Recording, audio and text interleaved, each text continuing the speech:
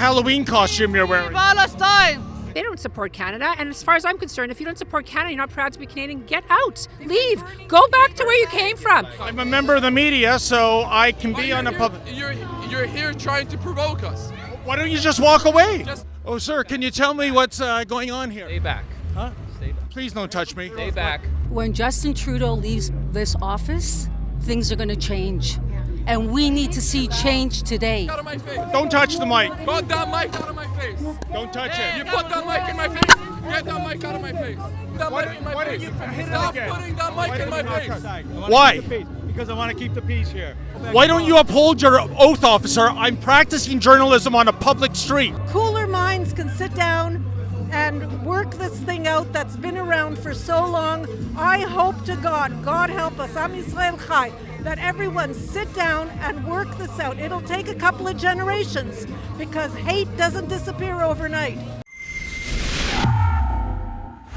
David Menzies for Rebel News here in North Toronto. And folks, I'm standing at the corner of Bathurst and Shepherd. And there's a couple of things you should know about this intersection. For more than a year now, there has been a pro-Israel, pro-Jewish demonstration at the Metro Plaza. And another thing you should know, there is a sizable Jewish minority in this neck of the woods in Toronto. And that brings me to the crux of the matter.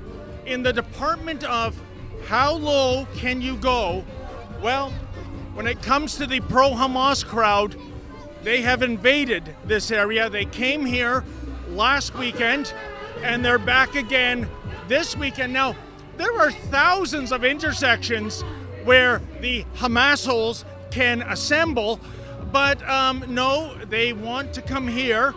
And it reminds me of that Bruce Springsteen lyric, wearing trouble on their shirts. And I think really that's what they want. They want a confrontation. They want violence. And really, can you blame them? The police, for more than a year now, have turned a blind eye and a deaf ear to chants for genocide, to violence, to vandalism, firebombing.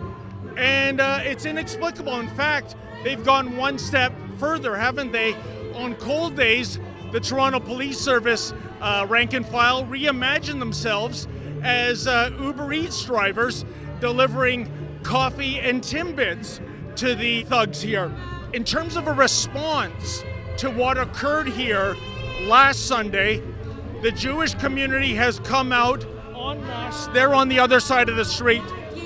I would say the demonstrators, the pro-Hamas Hitler youth types, they're probably outnumbered at least 100 to 1, but they're here anyways, and they're doing their de rigueur tactics of trying to cause trouble. I see a sign here where the word Nazis is being used to equate Jews, which is absolutely shocking given recent world history.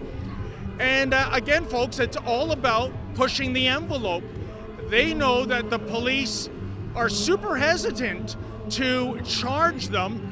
The police like to go after peaceful counter demonstrators. The police like to go after members of the independent media. Oh, and if you want video evidence, do you remember when my cameraman Efren Monsanto and I were at the King Eddie Hotel in March and then Nathan Phillips Square in April? And what happened? Well, yours truly got arrested for, well, God knows what. Check it out. Your phone down. Put your hands behind your back. Put your hands behind your back. By the way, we defeated those two bogus charges in court. The first one was obstruct police, and the second one was trespass. That's right. The police trespassed a journalist in the public square doing journalism. Incredible. In any event, we're going to see how this day plays out. We're going to see what kind of shenanigans ensue.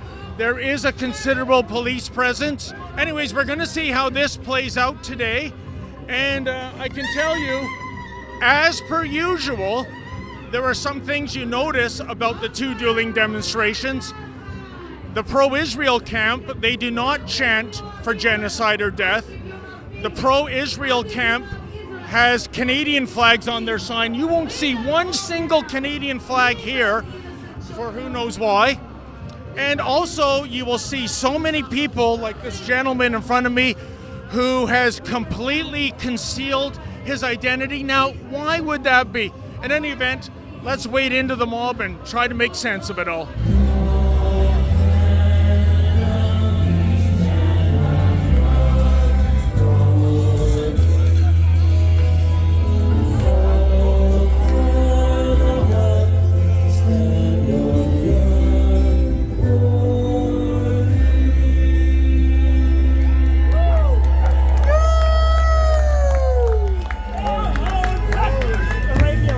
Well, folks, I'm with Esther, and she is wearing this signage, Tal Shoham. He's a kidnap victim from October 7th of last year. And Esther, you have a personal connection with this kidnap victim, don't you? Yes, I do. This is a very, very sad story. Tal was on vacation in Be'eri when the attack occurred. All his family from Be'eri was kidnapped, and him and his family who were visiting there. A number of them were killed, including his father. They were all there were about 3 or 4 from the family that were killed. The rest of them were kidnapped. They've all been returned, including Tal's wife and children. They were part of the exchange last time. Tal is the only family member that's still in Gaza. We don't know how he's doing because we just don't know. So I'm a Lebanese person, and I stand with Israel. Okay. I want the world to know that not all Lebanese people are with Palestine, and I want people to know that the Palestinians and the Syrians have massacred Lebanese people in Lebanon. Cowards that don't show their faces, that aren't Canadian, they want to destroy all of our values. Well, folks, I'm with Carol, and Carol told me off camera her father is a Holocaust survivor. He's going to turn 95 on Thursday. You know, Carol, what does your father say about this? I mean, we're not even a century removed from the Holocaust, and I would imagine people living in a country like Canada, they would never have dreamed to see chants for the genocide of the Jewish people. But here we are. What does your father say about this? It's unbelievable. It's totally unbelievable for his kids and grandchild as well, because we've heard all the horrible stories. He was in 4 concentration camps. He was started out in Birkenau, and actually he was in. He was actually chosen to go into the gas chamber by Mengele. And he, by some miracle, he was in the gas chamber undressed, and it was on Yom Kippur, the door opened, and the Germans needed 13 men to work, and my father was one of them. Wow. He spoke Yiddish, so he understood the German. It was a miracle. So he survived 4 death camps and the death march. Well, folks, I'm with Renat, and she is the person who has rented this Jumbotron-equipped truck, similar to ours. And so, Renat, what, I guess, motivated you to bring this truck to this demonstration today? Okay, thank you so much for having us on with you guys, and my girlfriends are here with me. I've got a lot of crew with me. We're in the fashion business, and we felt after October the 7th that people were not speaking out in the industry. I myself am a stylist. I took it into my professional hands to do a photo shoot. I had my family come in from Israel. They stood with us. The photos are with them. They're with a diverse group of people. So what I'm trying to explain to the public and what I'm trying to explain to our community is it's not just about the Jewish people. I'm with Aaron Adida, and Aaron, try to make sense of this for me. Once again, we see about, I don't know, a dozen police officers interrogating somebody who was on the pro-Israel side. You cross the street, that crowd is chanting genocide, but nothing to see here, folks. Move on. What do you make of it? Well, we've been coming here for over 55 weeks peacefully, without incident, without issues. They decided that they were going to come and disrupt that to do exactly this, to look for any opportunity to have somebody, arrested or detained or questioned or whatever. This is what they came to do. And we're not having it because, nobody on this side has done anything in over 55 weeks. Why would they start today? Sir, can you tell me why they've arrested you?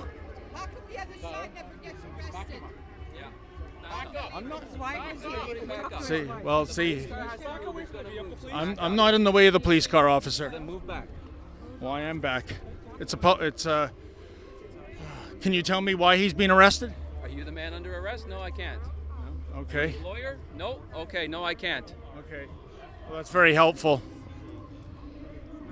Why? Let me ask you this then. Why are you turning a blind eye to people chanting genocide across the street, officer? You have to speak to Corpcom about that. Have a nice day. Speak to who? Corpcom. Corpcom. Be nice if they returned my emails. Why are they allowed to wear masks? Why are they allowed to wear masks? While committing crimes. What's your answer to that question, officer? While committing indictable offenses, it's illegal for them to wear a mask. That's the whole point here. They're anti-Jews. All of them are anti-Jews. All of them. Well, folks, I'm with the man's wife, Michelle Goldkind. Michelle, why is your husband cuffed in the back of this police SUV? Well, we really don't know much. All we know is that he has been arrested for threatening, violence or something, but they haven't told us what exactly. They haven't shown us any videos. The other side has been chanting death to Israel, death to Canada, death to Jews, all kinds of threatening, violent slogans. And my husband is being taken away in cuffs by 6 policemen. But they won't tell me exactly why, what the allegations are. Well, Michelle, this sounds to me the very definition of two-tier policing. Oh, it's totally two-tiered. It's total double standards, complete double standard.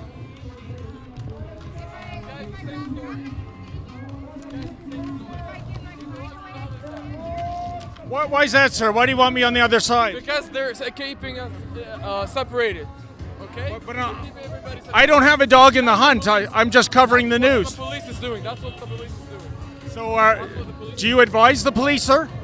What? Do you advise the police? I don't want to talk to you right now. I don't want to have this interview. But you're telling the police to remove me to the other side. Yeah, well, I think we're under Canadian law, not Sharia law. Pin, sir? Would you like a pin?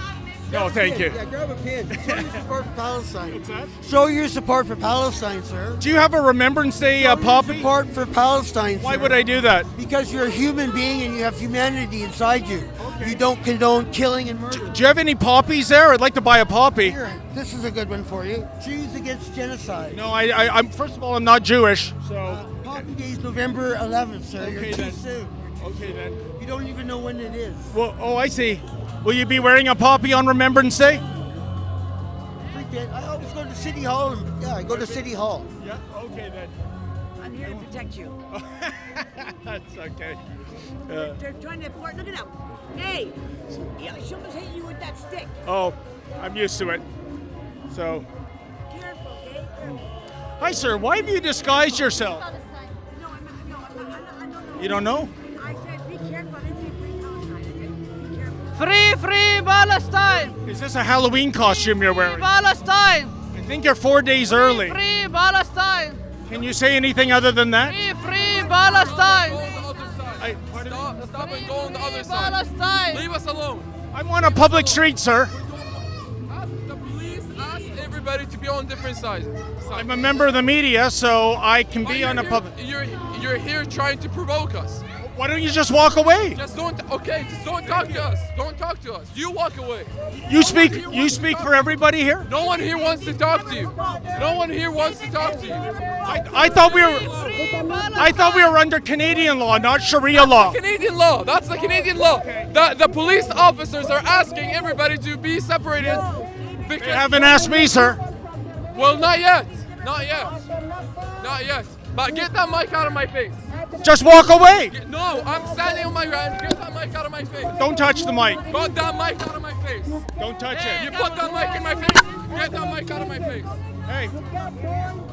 Get that mic out of my face. That's assault. Did you get that? Mic out of my face. Get that mic out of my face. Officer, why don't we? Huh? Officer, are we under Canadian law or Sharia law right now? You saw. Hey, That's the second assault today. Okay, let's go. That's the second Going assault. now. Huh? No. Going now. Why? Am I not allowed to practice journalism? So because they don't want me here, you bend the knee to them? I need my mic flash. Do you have it? He damaged my microphone. Hey, where the fuck is the sergeant? He's not supposed to be. Why are you taking orders from these thugs, officer? When I was there, I got pushed by the sergeant. So now this guy has to be over there. So I'm not a member of the demonstration. Stop putting that mic on my face. Stop putting that mic in my face. Stop putting that mic in my face. Why? Because I want to keep the peace here. So you need to come back. I need my mic flash. That's fine. Why don't you uphold your oath, officer? I'm practicing journalism on a public street. I'm not giving an interview. I just want to keep the peace. I want to keep you safe, right? Keep me safe? Yeah. Well, obviously it was you're aggravating. armed. You can, you know. If you just head back over here, I appreciate it. Thank you. Unbelievable. Again, folks, they are bending the knee to the mob. You can see my mic was damaged when he reached out to it. I'm still waiting for my mic flash. Do you know where it is? I know who has it. It's on video.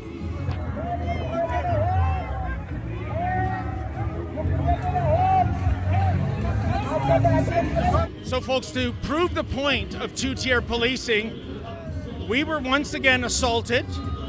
My microphone was damaged. And to compound things, one of the members of the Hitler Youth Movement stole my mic flash. So we have assault, we have property damage, we have theft, and the response by the police is for me to get across the street. Why are you taking orders from these thugs, officer? When I was there, I got pushed by the sergeant. So now this guy has to be over there. So I'm not a member of the demonstration. Stop putting that mic on my face. Stop putting that mic in my face. Stop putting that mic in my face.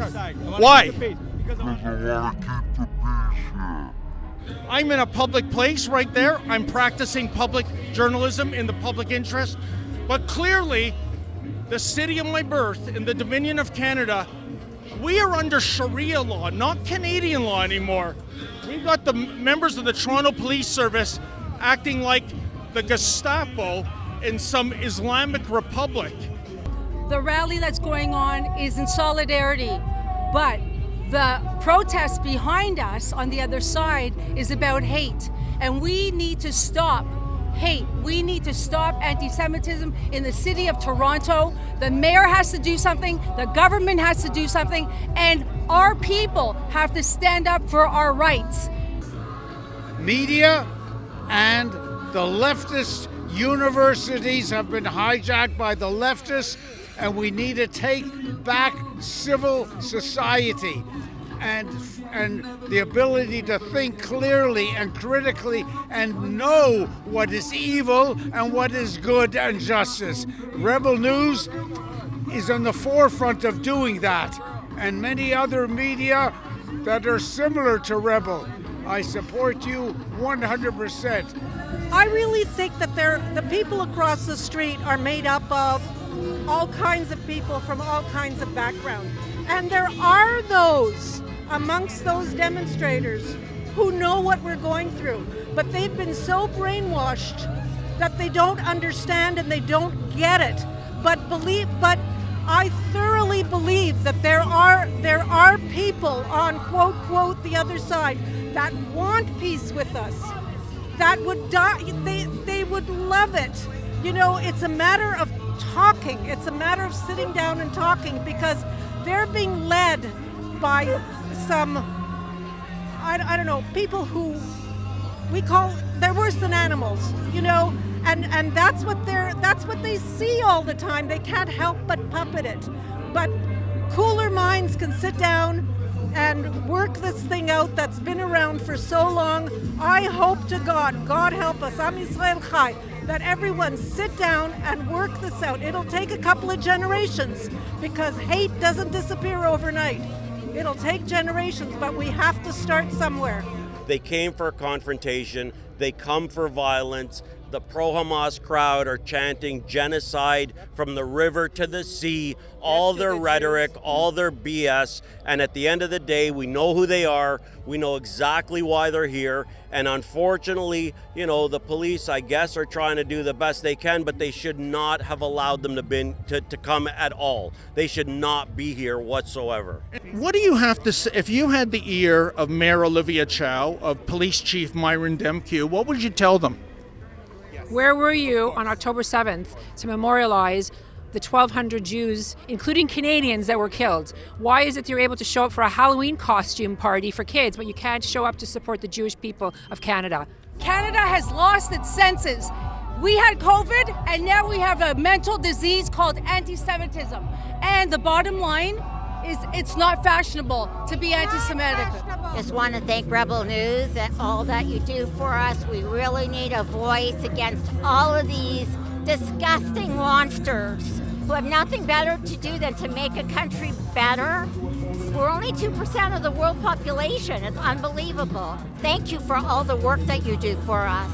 This is not the Canada that we grew up in, nor is it the Canada that we want to stay in. And there's no future in a Canada with two-tier policing and unfairness, and it's ridiculous. They want death not just to Jews to Canadians, Jews to Americans, anybody that's not part of their intifada and part of Islam, they want dead. They're going to destroy our country and the world if we don't take action together. What did you make, ma'am, of Mayor Chow snubbing the one-year vigil for the...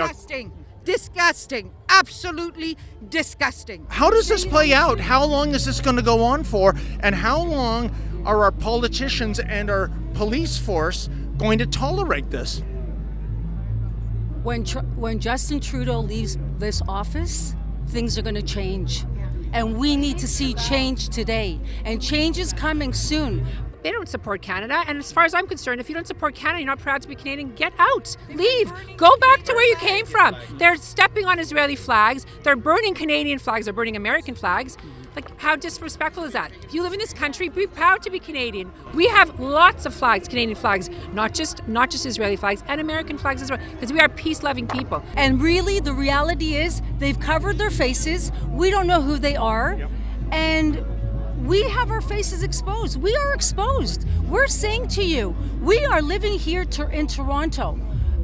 Aside from what's going on in Israel right now, we must stand here and fight anti-Semitism in Toronto, in New York, in Chicago, in Montreal, global. And that's what has to happen. Oh, and folks, I should add, we're not here just to report the news. We brought along our beautiful Rebel News truck. Behind me, it is showing the message, bring them home. That would be the kidnapped victims of October 7th, 2023. And if I can make an appeal to you, can you go to standwithisrael.com, that's standwithisrael.com, and if you're able to, kindly make a donation so that we can keep our beautiful truck on the road.